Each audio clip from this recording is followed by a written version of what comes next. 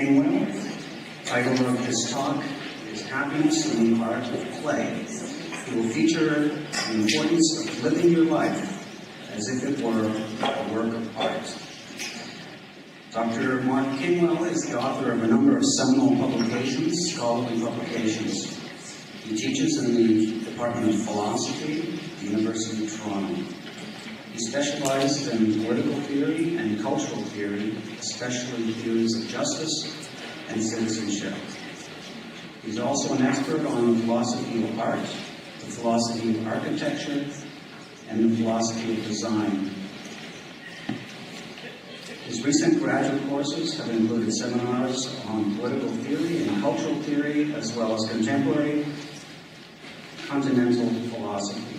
For almost a decade, he has taught a large intro philosophy course, as well as upper-level undergraduate courses in ethics, political theory, philosophy of art, hence living your life as if it was a work of art.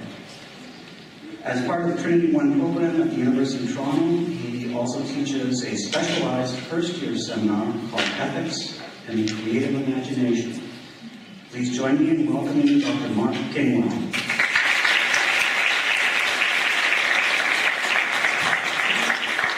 Thank you. It's really a great pleasure to be part of your afternoon today and this conference. When I got the invitation from Dr. Wong, it was the first time I had heard of the association. And when that happens, as it sometimes does, my curiosity about the history and mission, or as the philosopher would say, it's the final cause of any organization is unbound. So I've been spending lots of time looking at your online trace. And it's all good, I should say. I'm sure you know it's all good. But the online trace is such now that it's creating a kind of extended personality or consciousness, which we all know, but the implications of which I don't think are entirely clear yet to us. That is to say, in an old model of extended consciousness, my consciousness might extend beyond the limits of my body with things like a cane that helps me to see, for example, or with communications media, allows my voice to traverse large distances, and so on. These are extensions of consciousness. But now we have temporal extensions of consciousness. That is to say, earlier versions of ourselves trail after us in this online trace. And in lots of cases, they can be very hard to eradicate, supposing we wanted to do that. I'm more interested in the question of what they say about the very idea of consciousness and of the individual. I think we're in transition in the nature of individuality, and that's the focus of my talk today. It's maybe not as obvious from the title that that's the focus, but I hope it will emerge as a kind of property of our time together. I should say a couple of things about the talk before I start properly. This is what lecturers always do. All the mini lectures you have to do for the lecture here. It is a version, as mentioned, I'm going to defend a version of the so-called aesthetic hypothesis, which is an idea that's been associated with lots of philosophers and other thinkers, prominently people like Nietzsche, but even in his own fashion, Plato, that the way to live a good life, a happy life, is to conceive of that life aesthetically. And to see that that aesthetic dimension of one's consciousness is the primary one. That might seem strange on first blush, because we tend to think of aesthetic values, supposedly values at all, as secondary or even tertiary to other kinds of values. Perhaps ethical ones, political ones, family-based, kinship ones, and so on.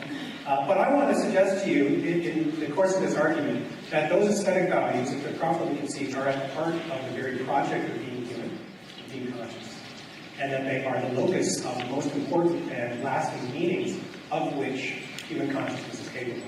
So that's the aesthetic hypothesis that I'm going to unpack. I should say, as a warning, this is the final preparatory remark, there is one instance of profanity in the talk.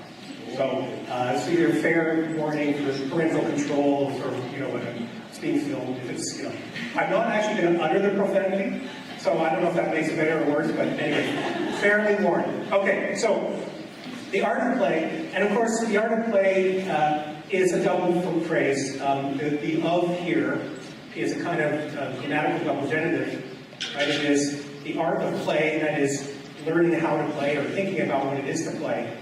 But it's also the kind of play that is particular to not just visual art, but aesthetic values. So I'm playing with that doubleness, the art of play, the play of art, in what follows. I'm going to talk about these ideas along 5 dimensions, the first of which is time. Secondly, play itself, I want to investigate, mostly philosophically, but you'll see there are, I hope, enough points of contact with the psychological discourses that I assume most of you are familiar with, that this will make sense. Philosophers and psychologists don't talk to each other nearly enough, but we're starting, right? Today we're starting. Okay. Third, finite games, and I'll explain what they are and what both they can do and can't do. Outcomes of finite games and the risks that are associated with those outcomes. And finally, infinite games. And if you, by the way, there are not a lot of references that are actually in the PowerPoint, but if you're familiar with the work of Cars on finite and infinite games, or the work of Bernard Suits in a terrific book called The Ant and the Grasshopper on what's sometimes called ludics, or the philosophy of play. These are some of the philosophical ideas that are in the background. So time, first of all. It may seem strange to talk about time as the first point with respect to play, but what I want to suggest, first of all, is that play is a form of shifting time, a temporal shift. And the most obvious way in which that is true is that play is time out of time. And this idea of the temporal shift has a long and honored history, both in philosophy and in other traditions, particularly religious ones. The idea of the Sabbath, or of the sacred day, the time which is different, the time that is not secular.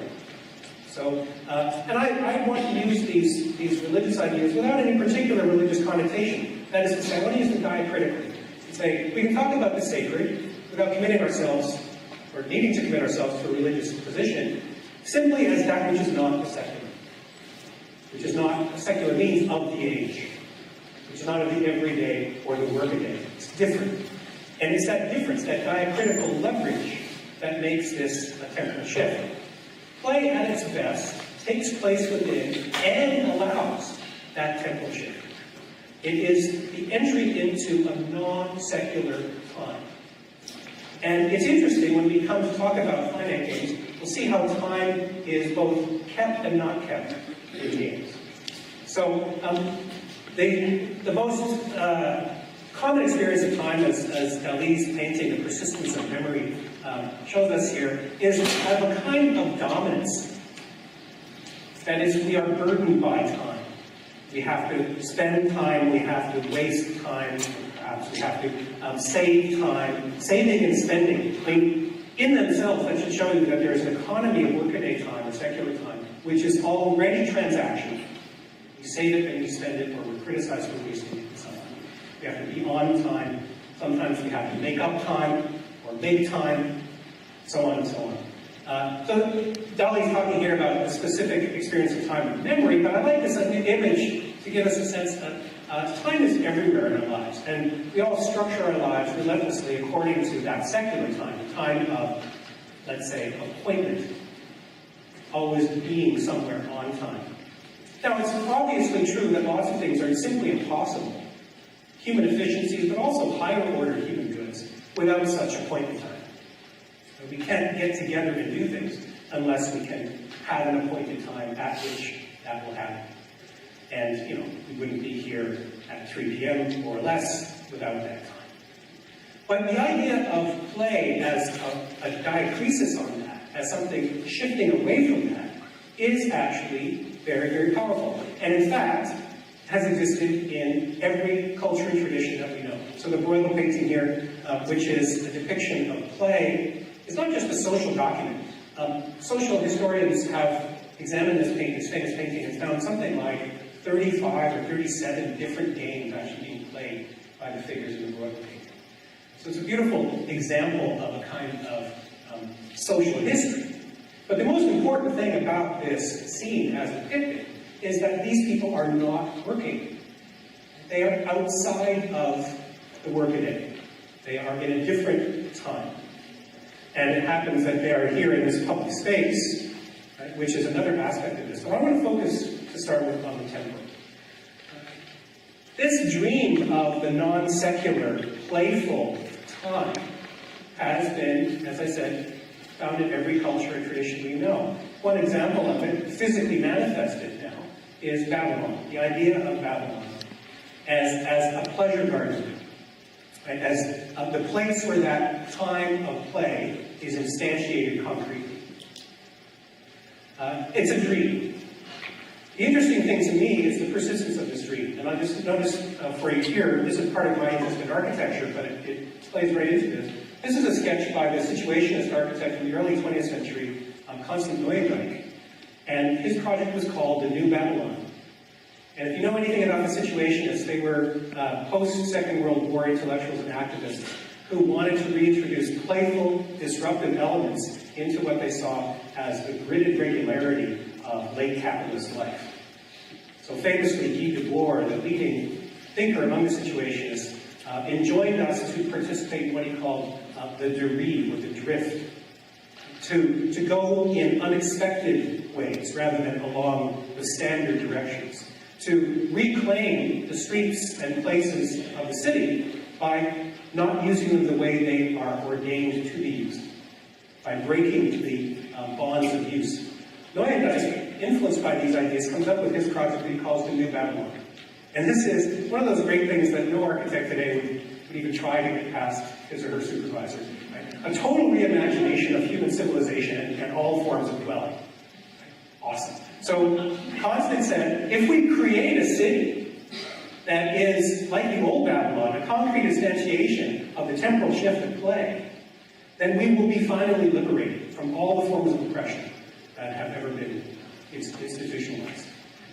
And this is one of those great places where political theory meets concrete building practice. Now, in fact, this project was never built, but what it has is all kinds of great kind of manifesto-like elements around it. There should be multiple levels, and people should be able to drop or rise levels at will, so that they have all kinds of unexpected encounters with their fellow citizens.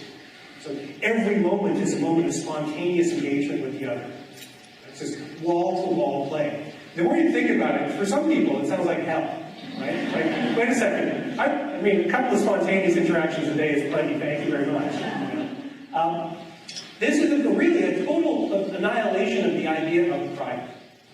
The private, which has been historically aligned with property and the retreat into the domestic, is obliterated by the situationist intervention. And our status as fellow citizens is foregrounded constantly. I said it was never built, but some models have been built, and this is just, for your interest.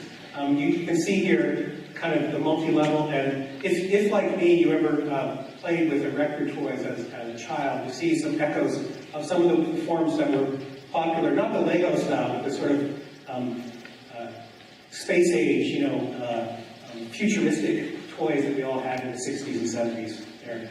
And here you get another image, and of course, no 20th century utopian architecture is complete without gyrocopters on the helipad on top of the building. Now, I just mentioned that to suggest that this temporal shift really is at the heart of our thinking about play and its possibilities. What are those possibilities? Well, there are lots of different ways that we can conceive this. In the natural world, which includes us, of course, but looking at the world as a deployment of species and their existence within environments, play can be analyzed as a form of socialization. This is not news to anybody here. So socialization is not as simple as it sounds, however, because the playful bite, which is not a real bite, is not just a matter of socializing, it's a matter of communicating. It is, if you like, a kind of irony of which non-human animals are capable.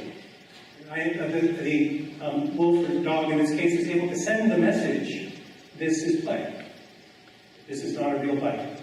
I mean, it's a real bite, it's just a myth, as we would say. It's a playful bite. That message goes along with the bite itself. And furthermore, of course, in pack animals, this kind of play can establish position. So when the play results in the performance of submission, then the dominant play fighter establishes position without actually having to fight the submissive. And this is important for the survival of the pack, for the good order and flourishing of the pack. So play takes on this kind of role within a natural environment seen through this kind of naturalistic lens. Humans do it too, right? I mean, that's not actually me and my brother, but I do have two brothers, and I think if, again, you're anything like me, if you have brothers, I have the scars to show, if you want to see them. The cuts, the bruises, the broken arm. I won't tell you the story of the broken arm, it still kind of pains me to think about my brother breaking my arm, but he did. Was it playful? Yes, I can say that now. And like the animals at play, the non-human animals, when human animals are at play, they are doing the same kinds of things. They are socializing, communicating, and sometimes establishing dominance and submission. They may be doing other things too, because we are higher order consciousnesses. We are perhaps learning how to create skills that will be transferable to other parts of life. So there's a lot of interest recently in sibling studies and how sibling behavior creates all kinds of skills and competencies for relationships, for work, for professional success, and so on and so on. So one of the many ways in which we acquire those skills is through play. A third way, or concept of play, by the way, I'm going to put all of these into question, so I'm not endorsing any one of them, so just laying the ground, is the idea that play is a form of thinking, creative thinking. So we sometimes call this brainstorming or idea floating, right? Blue skying is one of my favorite versions of this, right? And the idea is that by playing around with things, but having a kind of non-directed encounter with each other, we can actually do better, achieve more, than if we were constrained by an actual direction. Right? So the free play of ideas in brainstorming. Some people don't think it works. So there's mission profanity. I don't know, sorry, it might be a little self-indulgent, but what's play for, not that. This mind map is probably the ultimate mind map. It puts, to me, a line under the very idea of mind map. Okay. And finally, in this preparatory way, of course, we engage as humans, as do other animals, in foreplay, sexual foreplay. Sexual foreplay can include, on my conception here, flirting and other forms of behavior, which are allowing us to lead to the act that, among other things, allows us to procreate and sustain our position in the environment. From a strictly biological or naturalistic point of view, foreplay is unnecessary. And of course, there are many people who go along with that view, if they can find partners who are willing to tolerate them. So, in one strict sense, foreplay has no utility. It's not biologically necessary for procreation that there shall be flirting and foreplay. But we take pleasure from it, and it allows us to establish relationship and ongoing intimacy, as well as to procreate. So it does have a kind of social utility, just not the one directly related to biological procreation. The creation of relationship and intimacy is really something so important to us that it's literally unimaginable to have human life without it.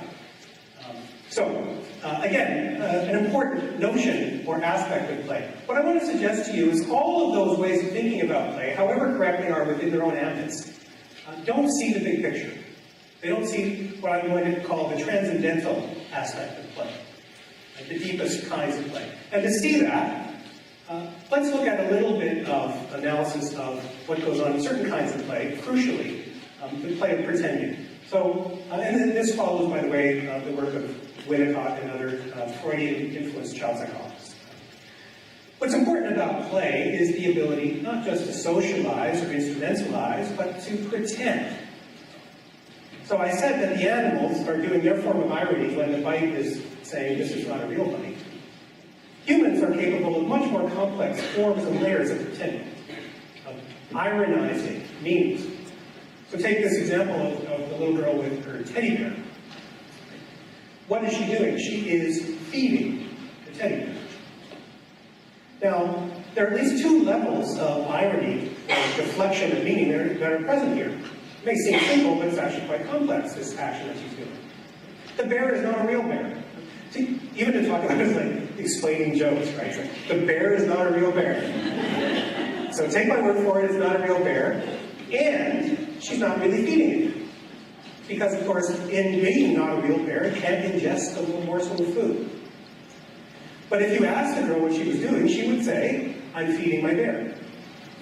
So we've got these two kind of deflections that are going on. And not only do they create levels of consciousness for us, the ability to make that kind of distinction, which is at the heart of our appreciation of things like fiction, for example, the importance of the as-if or the suspension of disbelief in human affairs. But it is a game that she is playing with no particular end. And this, I think, now gets us closer to the transcendental. Feeding her bear doesn't have a purpose at all. The bear will be just as nourished or non-nourished before and after the feeding session.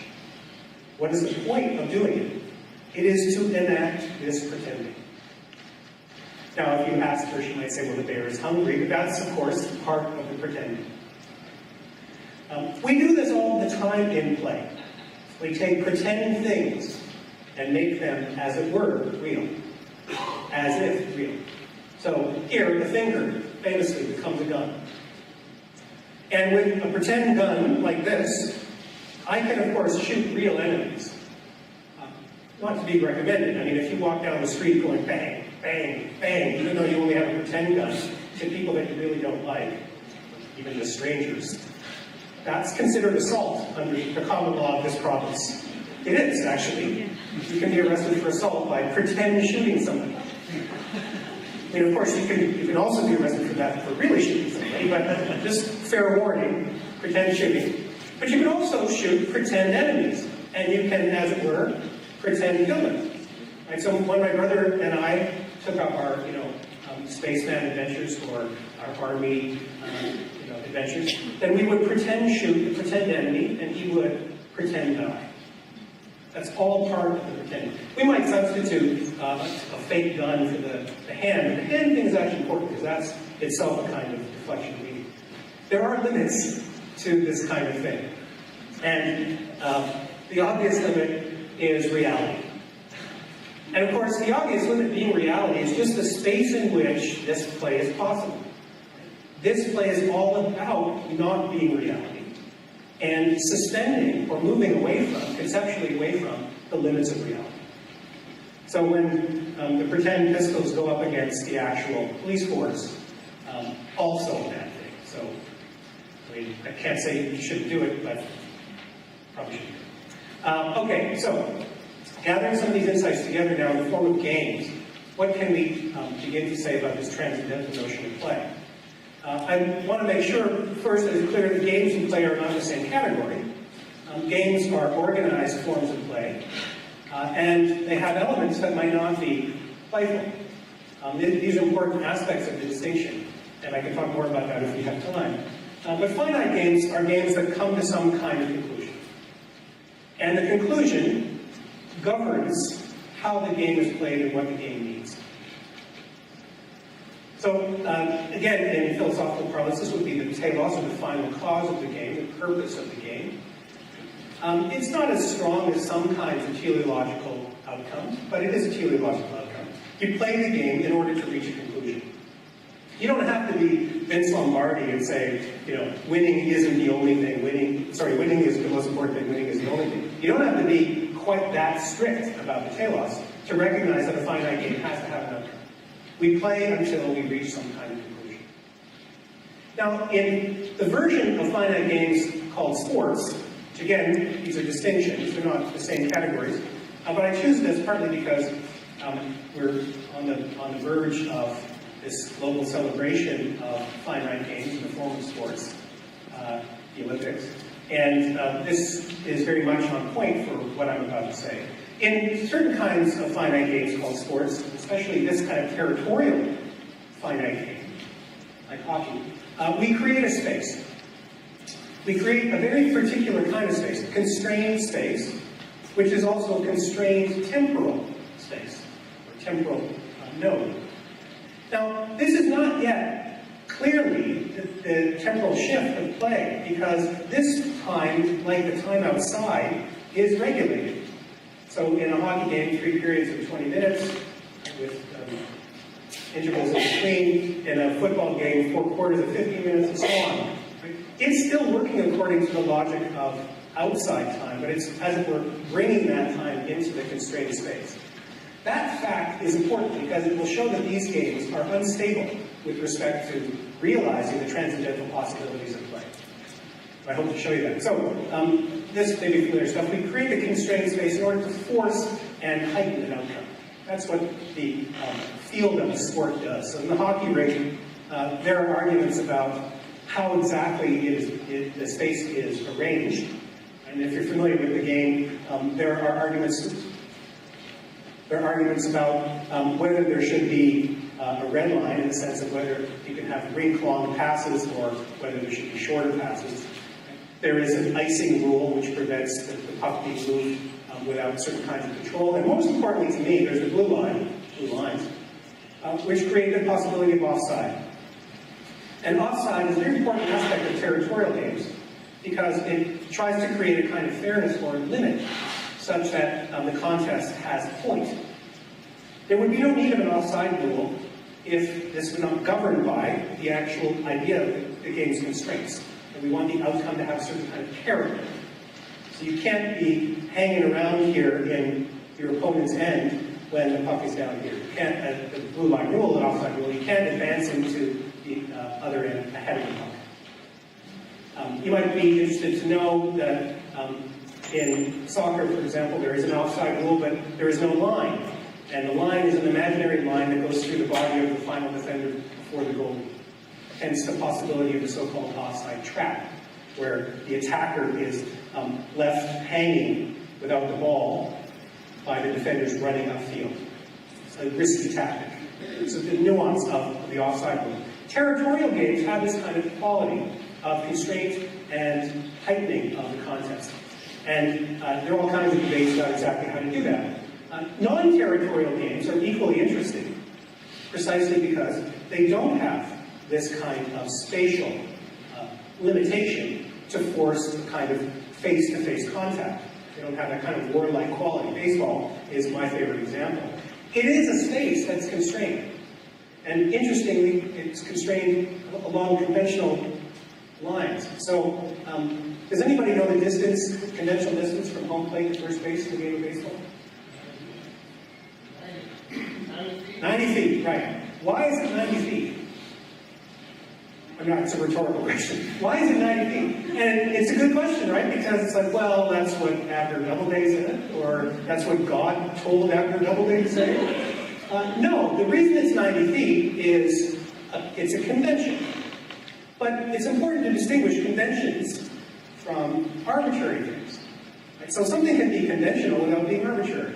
And by that I mean, it doesn't have to be 90 feet. And if the game of baseball had been invented in a system that was metric rather than otherwise, it would be something else. But it has to be something like that to be interesting.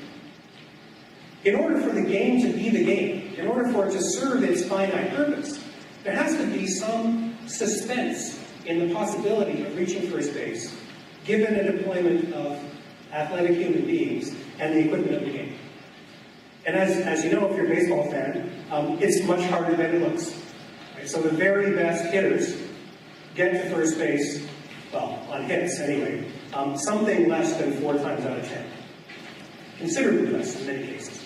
And there hasn't been a professional baseball player who did it 4 times in 10 since Ted Williams for a whole season. So it's hard, but it can be done. That's the interest. So the distance, you can say, well, it's merely conventional. It's conventional because it's not God-given or woven into the fabric of the universe, but it's not arbitrary.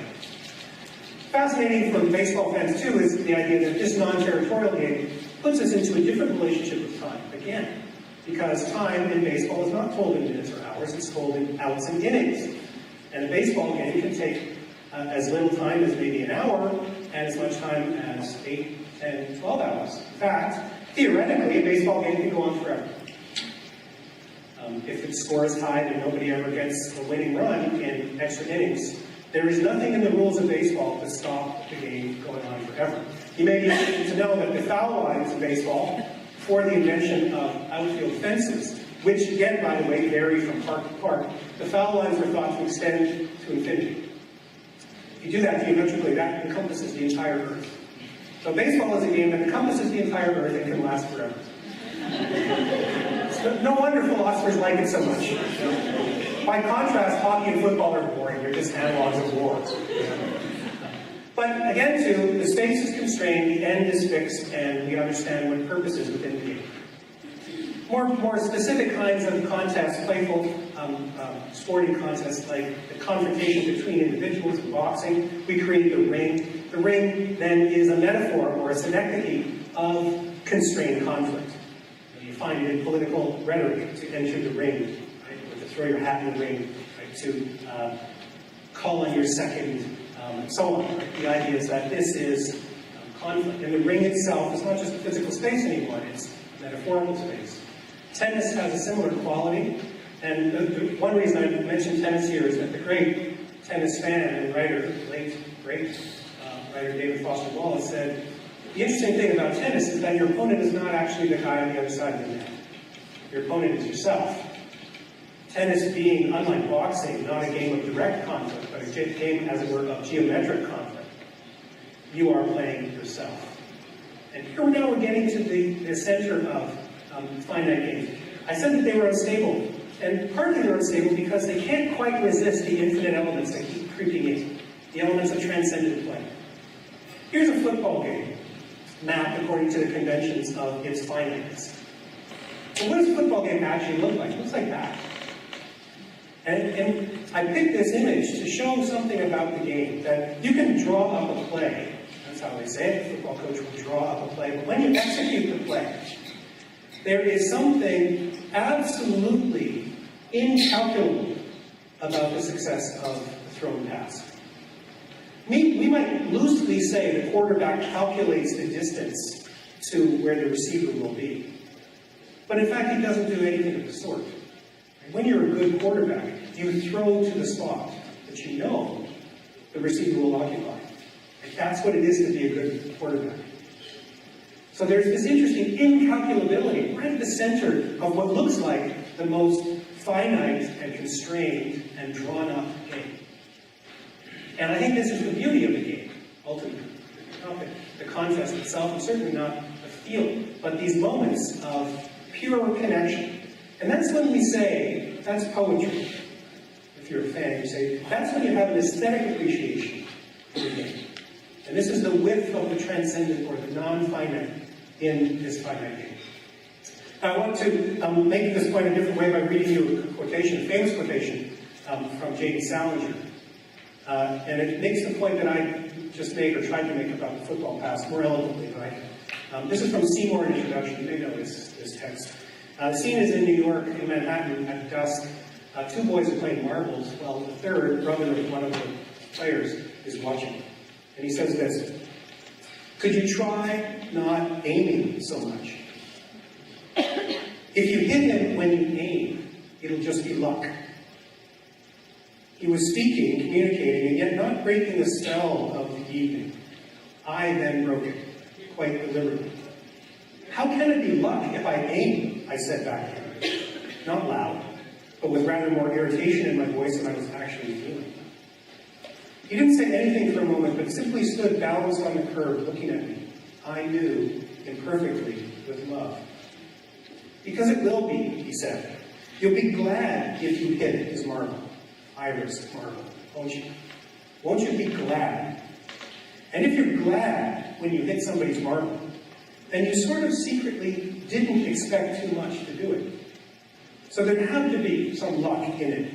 There'd have to be slightly quite a lot of accident to it.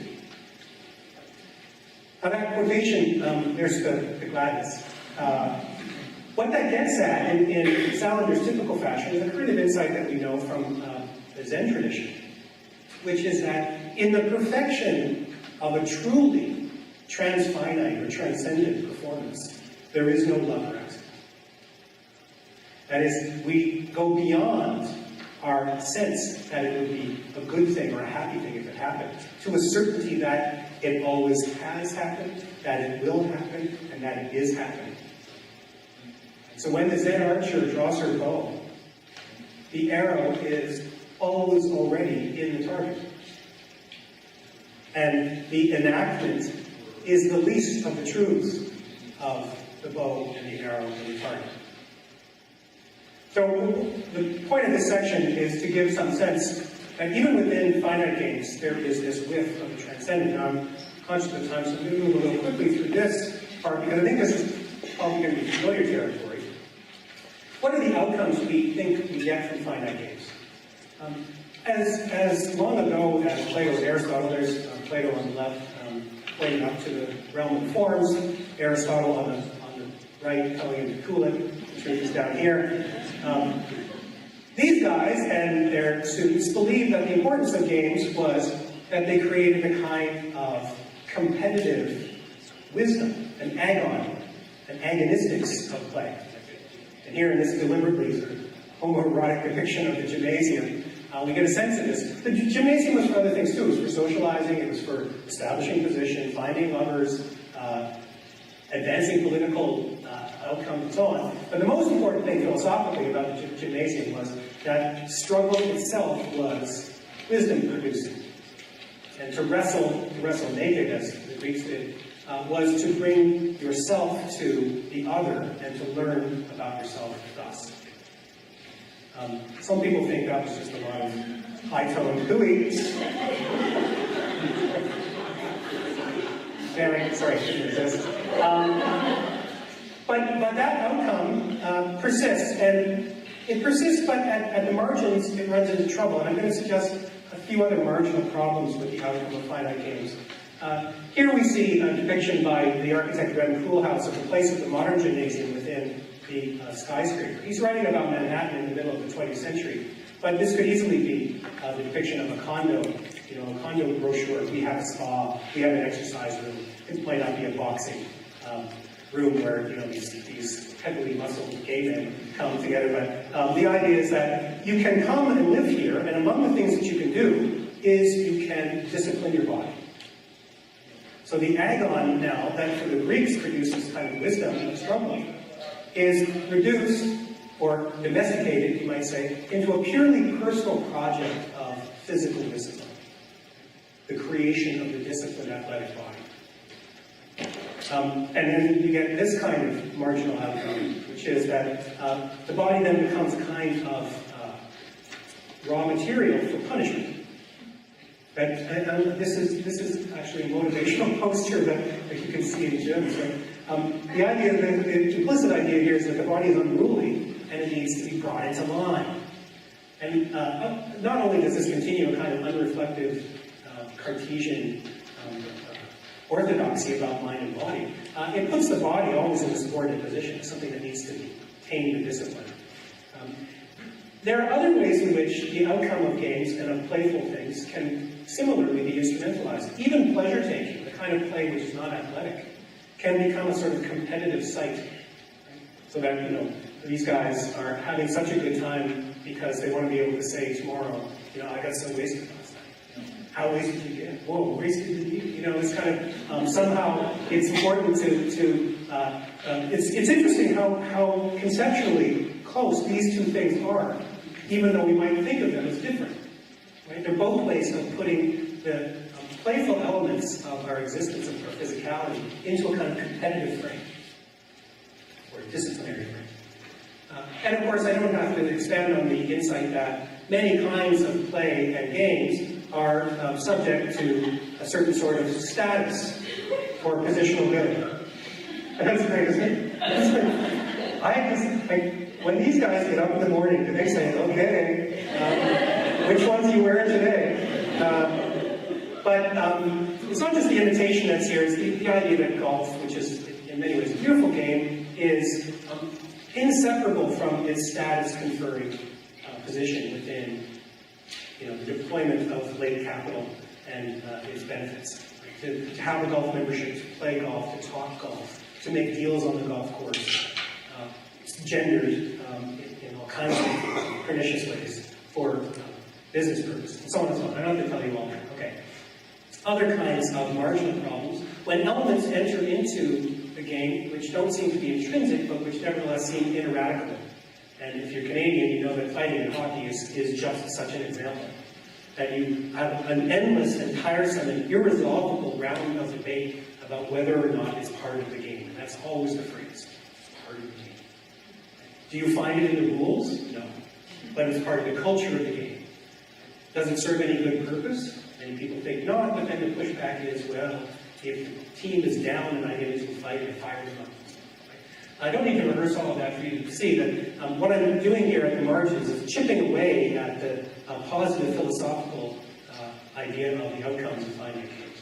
And then finally, in another familiar point, many of the things that we call play not only are sedentary, they don't have any kind of somatic element to them anymore. This is what many children and young adults would consider playing now.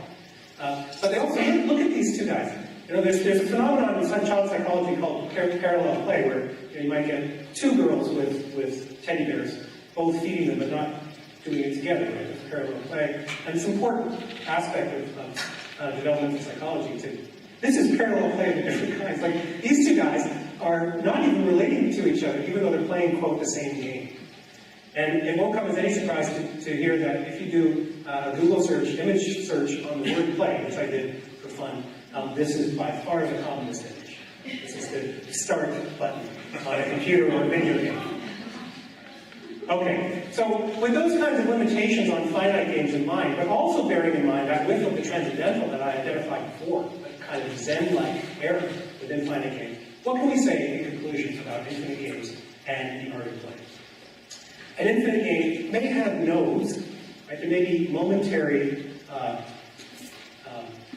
points of contact where we have what we might think of as an outcome. But the whole point of an infinite game is that it shall continue.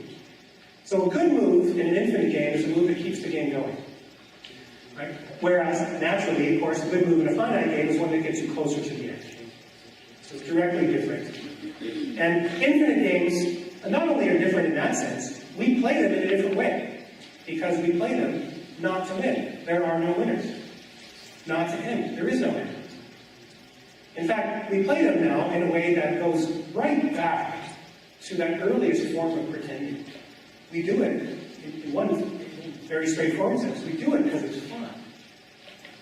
But it's more than just fun, or I should perhaps say it differently. Fun is more philosophically significant than we sometimes think. An infinite game is a game that has no purpose beyond itself. But that purpose within itself is to expand the realm of human possibility. It is poiesis in the original Greek sense, creativity itself. We talk about poems and poetry, but poiesis in Greek just means making, or creating. And it doesn't have to even be making of stuff. It can be making of moves. Dancing is a kind of infinite game. Think about it. Again, you can constrain dancing if you go to Arthur Miller's Memory, you can learn your constrained steps, but you go to a nightclub and you dance. Why do people do that? Because it has no purpose beyond itself. Because it is what it is. Now, I want to say, I think it's pretty obvious that art making, in this case visual art, is a form of such infinite game. You know, it's actually a curious fact about humans that we make art. That there is such a thing as an art world. And I think it's because, not that, you know, there is an economics of buying and purchasing art, or even of producing and enjoying art. It's precisely because of what I said at the beginning, that the aesthetic is the most proximate aspect of ourselves. This idea of making. Not just beauty. We can debate the beauty versus art distinction, but of course beauty is part of it. But more importantly, it is the openness, the gestural quality, the infinite quality of art. And you don't have to be George O'Keeffe to see that art is an infinite game in this way. I think that philosophy and poetry are infinite games in this way. As a philosopher, you can well imagine often asked, every single moment, what's the point of what I do? And in fact, usually people are too polite to actually say it to me. They say something like, "So you teach it? So what do you tell your students they're going to do with it?" And there's a peculiar intonation of that verb "to do" that I've come to dread. What are you going to do with that? What are they going to do with it? I don't know. Doing, is doing so important? I mean, they're becoming philosophers. But it's hard to make that argument, and that's part of the paradox of philosophy, is that you only come to value it when you're already doing it. And you can't give extra philosophical reasons for why philosophy is worth doing. Because the reasons for why philosophy is worth doing are all philosophical. That's the real paradox. So that's what makes it an infinite game, right? All of its values are retained within itself. It can't be instrumentalized. It can't be reduced to some other scale of value. You can say, well, you should take philosophy because then you'll do well on the LSAT to get into law school and you make a lot of money and have a You can say that. And it might even be true. But that's not why you should do philosophy. You should do philosophy because philosophy is worth doing. And I invite you to find out why. I mean, if you're a good philosopher, you seduce people. Not physically. You seduce them into seeing things philosophically. And then they see that philosophy is worth doing philosophically. I think this is likewise true of all the best and infinite aspects, the most playful aspects of our life. So the philosophers again, they talked about the agon of physical game, but in back of it, they had this philosophical game in mind. The most playful, the highest form of play. The play which actually, even Aristotle would agree with play, the play which is divine. The play which opens us up to the most eternal and divine aspects of ourselves. And again, by speaking of divine, I'm not talking about that divine. Nobody gets that. The star of the John Waters movies? Divine. It's not that divine. It is the divine which is what Aristotle talks about in the last book of the Nicomachean Ethics. It is that which in us, as mortals, is closest to immortality. And so we return at the end of our time together, or near the end of our time together, to the theme of time. Because what is immortality? What is immortality? Our bodies perish, but we are all capable of immortality. The immortality of which we're capable is the contemplation of that which is beyond the workaday. It is the entry into that time which is not regulated, which is not constrained, which is open and forever. If you want to think about it this way, the philosopher Wittgenstein said, think about time on the analogy of the visual field. At any moment, your visual field may be constrained by what is around you, for good reasons and bad. And even in an open field, you will be constrained by the field of your vision in the horizon. But vision has no theoretical end. It extends infinitely. We may have to move our bodies physically to move the horizon, but theoretically the horizon is without limit. And life is like that. It is like that in similarly having no limit. And if you conceive of yourself and your temporality that way, not only are you immortal, but you are playing. And you are doing what the poet Blake famously said we should do. And this, by the way, is in a poem called Auguries of Innocence, Songs of Innocence and Experience.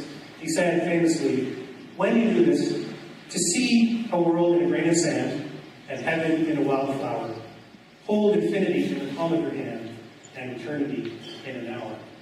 I hope in just under an hour I have brought you at least to the brink of eternity. Thank you very much.